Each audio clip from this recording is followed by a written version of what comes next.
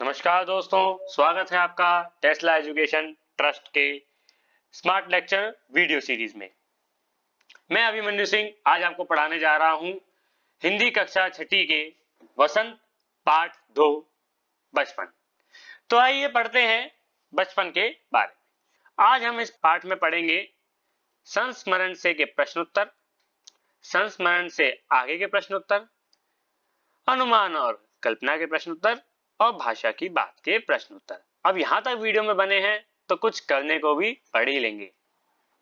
तो आइए दोस्तों जानते हैं पाठ का सार।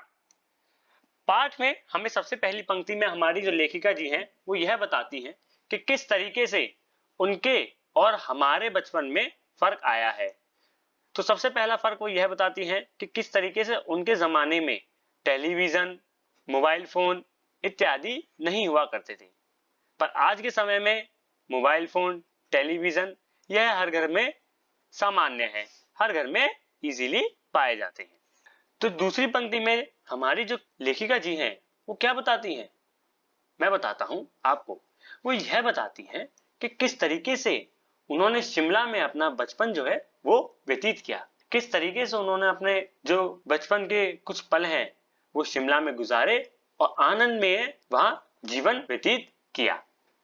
तो चलिए दोस्तों, जो दूसरी पंक्ति है उसमें जो हमारी लेखिका जी हैं वो कुछ इस तरह बताती हैं कि शिमला में वह हर रोज माल रोड पर ब्राउन ब्रेड लेने जाती थी, तो वहां उन्हें चॉकलेट्स की खुशबू आती थी। आपको भी आती होगी, आपको भी चॉकलेट की खुशबू जरूर पसंद होगी। तो उनको जो है चॉकलेट्स खाने का बहुत मन हुआ करता था, पर उनको चॉकलेट सप्ताह में एक ही बार मिलती थी। क्यों? क्योंकि चॉकलेट खाने से क्या होता है, दांत खराब हो जाते हैं, इसलिए। बट आज के टाइम में क्या होता है, हमें हर दुकान पर चॉकलेट मिल जाती है और हम रोजाना उसे खा लेते हैं। तो चलिए आगे बढ़ते हैं और देखते हैं अगली पंक्ति में हमारी लेखिका जी जो हैं वो क्या कहती हैं। अगली पंक्ति में हमारी जो लेखिका जी हैं वो यह बताती हैं कि इतवार सुबह रोज वह उठती थी और अपने मोजे और स्टॉकिंग को धोया करती थी। क्यों? क्योंकि मोजे और स्टॉकिंग को नौकरानी को देने की अनुमति नहीं थी। यह भी एक बहुत अच्छी आदत है दोस्तों, यह आपको और मुझे दोनों को सीखनी चाहिए कि अपने जो मोजे हैं और हमारी जो स्टॉकिंग्स हैं उन्हें हमें किसी भी बड़े को धोने के लिए नहीं देना चाहिए। क्यों? क्योंकि वह पैर में पहनने की चीज है। हमारी जो संस्कृति है वह हमें शोभा नहीं देती कि हम किसी भी बड़े को अपने मोजे धोने के लिए दें। और वो क्या करती थी, इतवार को अपने जूते पॉलिश करती थी। यहाँ देखिए दोस्तों, वो कितनी अच्छी आदत हमें सिखा रही है पाठ के जरिए कि हमें अपने जूते जो हैं वो स्वयं पॉलिश करने चाहिए।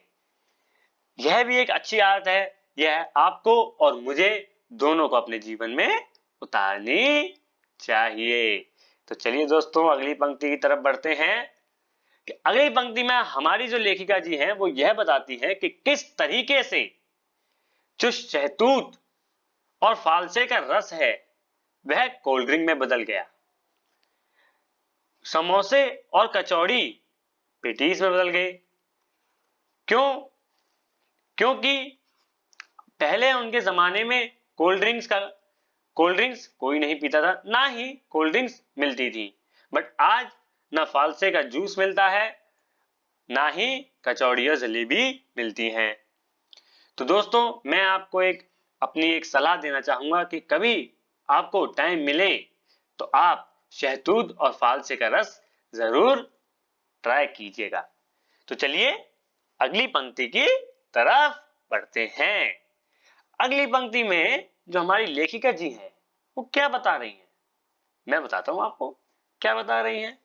वो यह बता रही हैं कि किस तरीके से उनकी आंखों पर चश्मा चढ़ा। चश्मा क्यों चढ़ा, आइए यह भी लेखिका जी ने हमें खुद ही बताया है। लेखिका जी कहती हैं कि उन्होंने दिन की रोशनी में छोड़कर रात के अंधेरे में जो दिए हैं उसकी रोशनी के नीचे पड़ना शुरू किया, जिससे कि उनकी आंखों पर असर पड़ा। रोशनी ना होने के कारण उनकी आंखों पर असर पड़ा और उन्हें जल्द ही चश्मा लग गया। चश्मा लगना उनके समय की बहुत एक गलत आदत मानी जाती थी। क्यों? क्योंकि उस टाइम लोगों को लगता था कि अगर इसके चश्मा है तो कहीं इसकी आंख खराब तो नहीं हो गई, कहीं इसकी आंखों में कोई दिक्कत तो नहीं है, और लोग उनका मजाक उड़ाते थे। बट आज के समय में चश्मा जो है वह फैशन बन गया है। तो आज के समय में कोई भी चश्मा लगाता है तो हम उससे कुछ नहीं कहते, बट उनके समय में उनके स्वयं चचेरे भाई ने उनका मजाक उड़ाया कि दूर का नहीं दिखता इसलिए चढ़ा तेरे चश्मा, और लंगूर जैसी शक्ल है तेरी। तो आइए आगे बढ़ते हैं हम संस्मरण के प्रश्न उत्तरों की ओर। चलिए दोस्तों आगे बढ़ते हैं। यह है हमारी माननीय श्रीमती लेखिका कृष्णा सोपती जी, जिनका पाठ है बचपन। तो आइए पहले प्रश्न से शुरू करते हैं। लेखिका बचपन में इतवार की सुबह क्या क्या काम करती थी? लेखिका इतवार को क्या क्या करती थी, चलो आप बताओ। लेखिका सुबह सुबह अपने मोजों को और स्टॉकिंग को धोती थी, अथवा बाद में जूतों को भी पॉलिश करती थी। देखो कितनी अच्छी आवाज सिखाई है। आप करोगे ना इसे? बिल्कुल, और मैं भी करूंगा। समझ आ गया दोस्तों? अगले प्रश्न की तरफ चलूं? चलो, प्रश्न नंबर 2। तुम्हें बताऊंगी कि हमारे समय और तुम्हारे समय में कितनी दूरी हो चुकी है। तो चलो आगे जानते हैं क्या कह रही है हमारी लेखिका जी। इस बात के लिए लेखिका क्या क्या उदाहरण देती है, तो चलो उत्तर में जाने क्या क्या देती हैं। लेखिका कहती है कि हमारे समय और तुम्हारे समय में कितनी दूरी हो चुकी है। लेखिका कहती है कि अब बचपन की दिलचस्पियां बदल चुकी हैं। कैसे बदल चुकी हैं? उत्तर में आगे जानते हैं। आजकल ग्रामोफोन की जगह घर में रेडियो और टेलीविजन ने ले ली है। तो देखो मैंने आपको सार में पहले ही बता दिया था कि लेखिका जी कह रही हैं आजकल ग्रामोफोन की जगह हर घर में रेडियो और टेलीविजन ने जगह ले ली है। तो आपको याद आ रहा होगा। आगे चलते हैं। अब कुल्फी की जगह आइसक्रीम ने, कचौड़ी और समोसों की जगह पेटीज ने ले ली है। आगे चलें। शहतूत और फालसे और खसखस के शरबत कोल्ड ड्रिंक्स ने ले ली है। तो मैंने आपको कहा था ना कि आपको जब कभी भी समय मिले तो शहतूत और फालसे का रस ट्राई करें या फिर खसखस का शरबत पिए। यह सेहत के लिए बहुत फायदेमंद होता है, तो आप इसे एक ना एक बार ट्राई जरूर करें। आ गया समझ? उत्तर दो। आगे चलूं? चलो आगे चलते हैं। प्रश्न नंबर 3। पाठ से पता करके लिखो कि लेखिका को चश्मा क्यों लगाना पड़ा।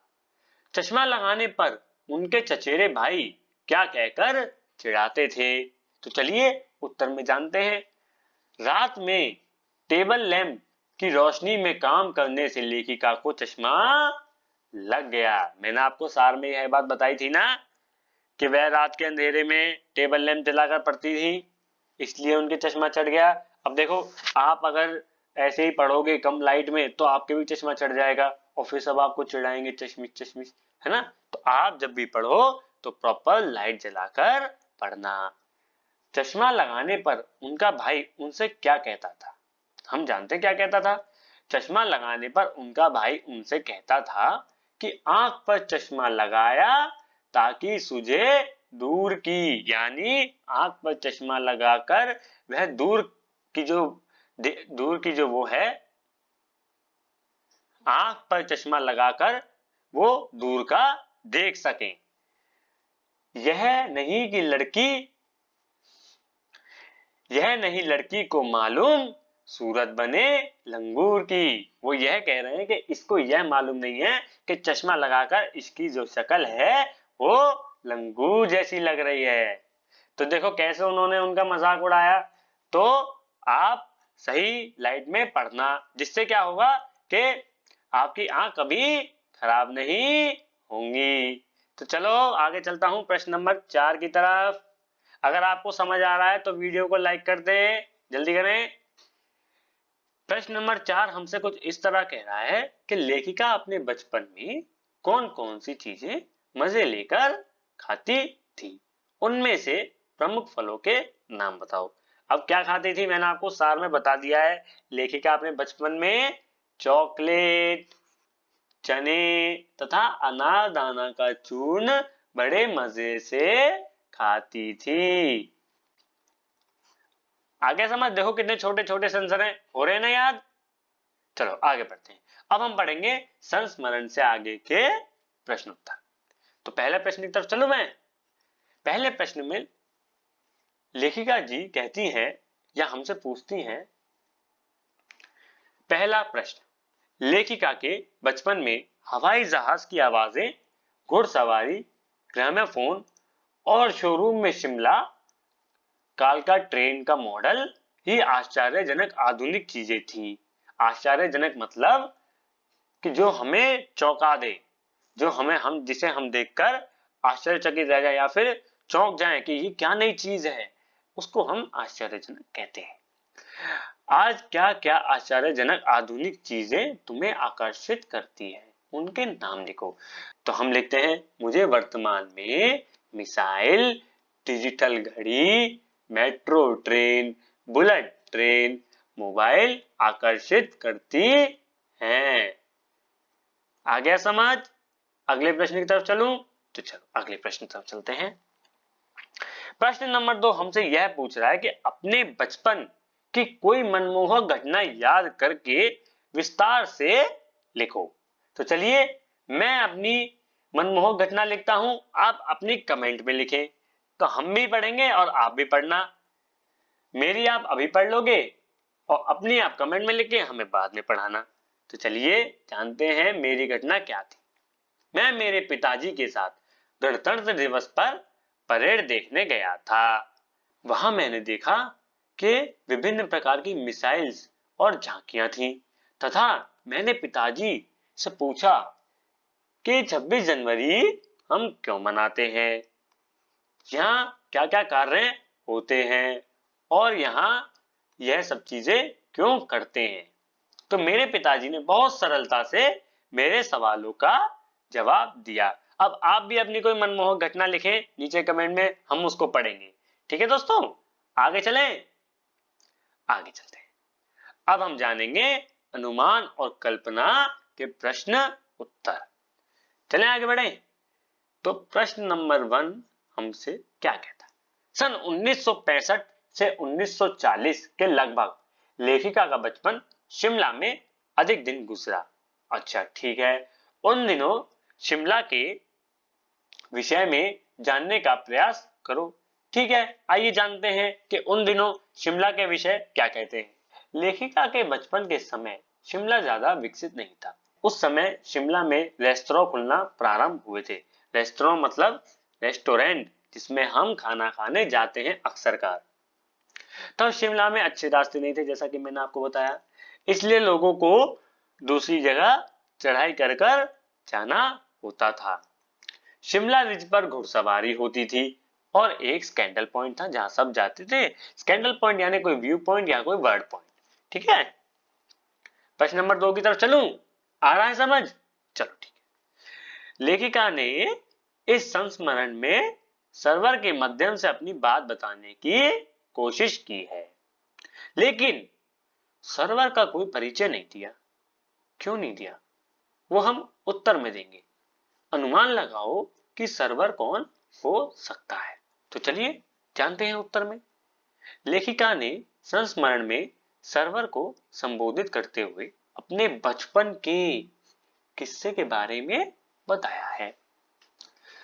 संभव में भी सर्वर उनका कोई मित्र या सहकर्मचारी रहा होगा। तो कौन है सर्वर? या तो उनका कोई मित्र या फिर सहकर्मचारी। तो चलो आगे चलते हैं अगले प्रश्न की तरफ। अब हम बात करेंगे भाषा की बात के प्रश्न उत्तर के बारे में।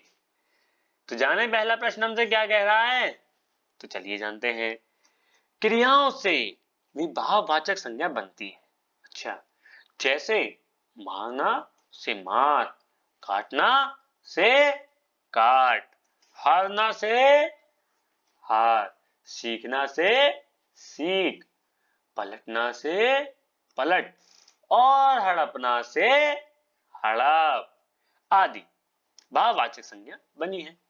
तुम भी इस संस्मरण से कुछ क्रियाओं को छांट कर लिखो और उनसे भाववाचक संज्ञा बनाओ। तो चलिए, यह है भाववाचक संज्ञा और ये है क्रिया। आइए बनाते हैं, बड़ा मजा आएगा। पहली हमारी भाववाचक संज्ञा क्या है, खाना। खाना से क्या बनी क्रिया, खाऊंगी या फिर खाऊंगा। दूसरी भाववाचक संज्ञा क्या है, चढ़ना। चढ़ना से क्रिया क्या बनी, चढ़ाई। तीसरी क्या है, बताना, तो उसका क्रिया क्या बनी, बताऊंगी या बताऊंगा। चौथी क्या है, धोना। धोने से क्या क्रिया बन रही है, धोऊंगा या धोऊंगी। और पांचवी और आखिरी भाववाचक संज्ञा से क्या क्रिया बन रही है, जाना से जाऊंगी या जाऊंगा। आ गया दोस्तों? आशा करता हूं कि आपको प्रश्नोत्तर समझ आ रहे होंगे। आगे बढ़ूं? नोट करते जाओ, वीडियो को पॉज करो, सारा नोट कर लो कॉपी में, यह आपके पेपर में बहुत काम आएगा, क्योंकि मार्क्स भी तो बहुत इंपॉर्टेंट है ना बच्चों। क्यों? चलो प्रश्न नंबर 2 को देखते हैं। प्रश्न नंबर 2 हमसे क्या कहना चाहता है। 4 दिन कुछ व्यक्ति 1 लीटर दूध आदि शब्दों के प्रयोग पर ध्यान दो तो पता चलेगा कि इसमें 4 कुछ और 1 लीटर शब्द से संज्ञा या परिमाण का आभास होता है। अच्छा जी, क्योंकि ये संज्ञावाचक विशेषण है, इसमें भी 4 दिन से निश्चित संज्ञा का बोध होता है, इसलिए इसको निश्चित संज्ञावाचक विशेषण कहते हैं। और कुछ व्यक्ति से अनिश्चित संज्ञा का बोध होने से इसे अनिश्चित संज्ञावाचक विशेषण कहते हैं। इसी प्रकार से 1 लीटर दूध से परिमाण का बोध होता है, इसलिए इसे परिमाणवाचक विशेषण कहते हैं। तो देखो इसमें कितनी विशेषणों का यूज हुआ है, निश्चित संज्ञावाचक विशेषण, निश्चित परिमाणवाचक विशेषण, अनिश्चित संज्ञावाचक विशेषण, सर्वनामिक विशेषण, अनिश्चित संज्ञावाचक विशेषण। आ गया समझ? आगे चलूं? आगे चलते हैं प्रश्न नंबर 3 की तरफ। कपड़ों में मेरी दिलचस्पी मेरी मौसी जानती थी। यह लेखिका जी हमसे पूछ रही है। इस वाक्य में मेरी शब्द दिलचस्पी और मौसी संज्ञाओं की विशेषता बता रहे हैं, इसलिए यह सर्वनामिक विशेषण है। ठीक है, सर्वनाम कभी कभी विशेषण का काम भी करते हैं। पाठ में से 5 उदाहरण छांट कर लिखो। तो चलो लिखते हैं उत्तर में हम। हमारा घर माल से ज्यादा दूर नहीं था। दूसरा क्या कह रहा है हमसे, छुटपन में हमने शिमला रिज पर बहुत मजे किए। तीसरा क्या कह रहा है हमसे, जहां मेरा पहला चश्मा बना था। और फोर्थ क्या कह रहा है, मेरे रंगों की जमा कर ली है, या मैंने रंगों की जमा कर ली है। मैंने रंगों की जमा कर ली है। और पांचवा क्या कह रहा है हमसे, मुझे अपने मोजे और स्टॉकिंग भी याद हैं। क्यों याद हैं? क्योंकि वह संडे को धोती थी। आपको भी धोने को याद है ना? तो चलो आगे बढ़ते हैं। अब आता है हमारा कुछ करने को के प्रश्न उत्तर। तो चलो इन्हें भी पढ़ते हैं, इन्हें भी याद करते हैं, क्योंकि पेपर में क्या हमसे पूछा जाए हमें नहीं पता। तो चलो जानते हैं प्रश्न नंबर 1। अगर तुम्हें अपनी पोशाक बनाने को कहा जाए तो कैसी पोशाक बनाओगे और बनाते समय किन किन बातों का ध्यान रखोगे?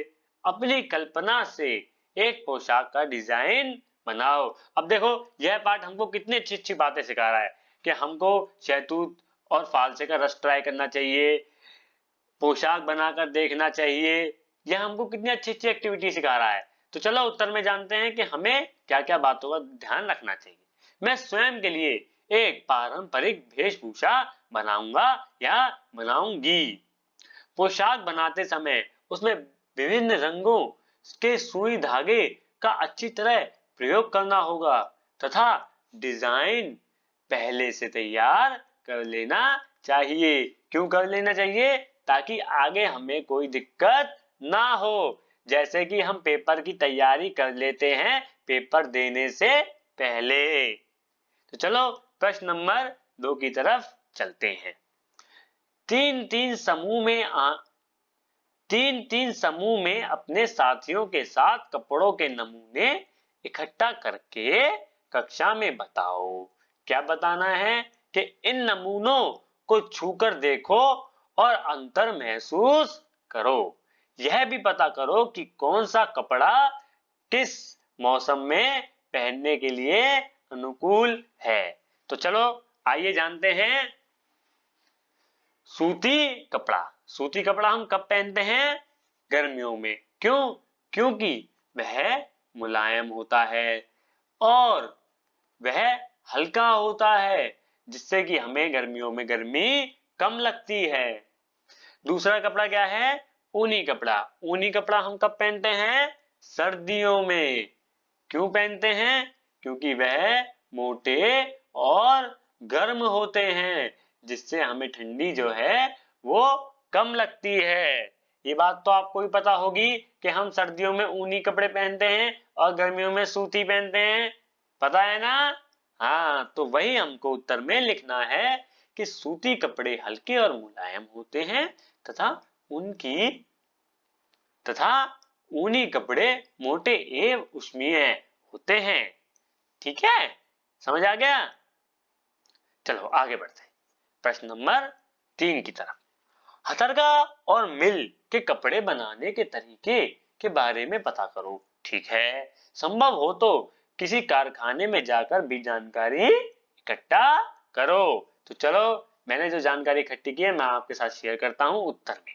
ठीक है, हथरगा और मिल के कपड़े बनाने के लिए कटाई एवं बुनाई का प्रयोग किया जाता है। समझ गए? कटाई में रुई से धागा बनाया जाता है तथा बुनाई में धागे से कपड़ा बनाया जाता है।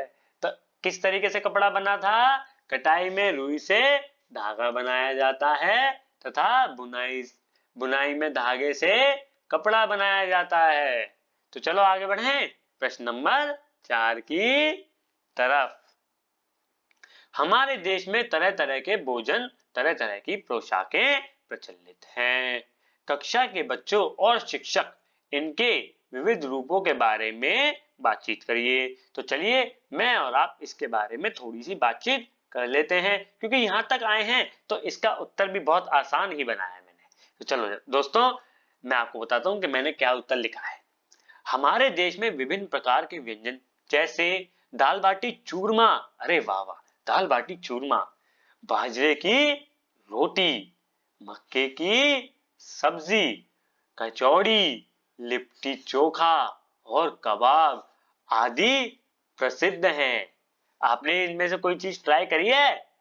अगर करी है तो कमेंट करके बताओ, और नहीं करी तो अपने माता पिता से कहो कि हमें इनमें से कोई एक चीज बनाकर खिलाओ, क्योंकि यह बहुत प्रसिद्ध हैं और खाने में बहुत ही स्वादिष्ट। प्रचलित पोशाकों के बारे में भी थोड़ा जान लेते हैं। धोती कुर्ता, साड़ी, सूट, कुर्ता पजामा जो आप लोगों के पास भी होगा, एरी चादर और शॉल, यह पोशाकें प्रचलित हैं। किसमें? हमारे प्यारे देश में। तो चलो दोस्तों, आशा करता हूं कि आपको यह सारे उत्तर याद हो गए होंगे। हो गए ना? तो चलो वीडियो को पॉज करो और इस सब को नोट करो। वीडियो में यहां तक बने रहने के लिए आपका बहुत बहुत धन्यवाद। मैं अभिमन्यु सिंह आपका धन्यवाद करता हूं टेस्ला एजुकेशन ट्रस्ट की तरफ से। अगर आपको हमारे लाइव सेशन के बारे में जानना है तो हमें फेसबुक पर जरूर फॉलो करें। अगर आपको इस चैप्टर की कॉपी चाहिए तो आप मेरे टेलीग्राम चैनल से ले सकते हैं, और अगर आपको रेगुलर अपडेट चाहिए तो इंस्टाग्राम और ट्विटर पे मुझको फॉलो कर ले। मेरे प्यारे दोस्तों, वीडियो को बंद करने से पहले वीडियो को लाइक कर दो, अपने दोस्तों में शेयर कर दो और चैनल को सब्सक्राइब कर दो। ठीक है दोस्तों, मिलते हैं आपसे अगली वीडियो में अगले चैप्टर के साथ। तब तक के लिए नमस्ते।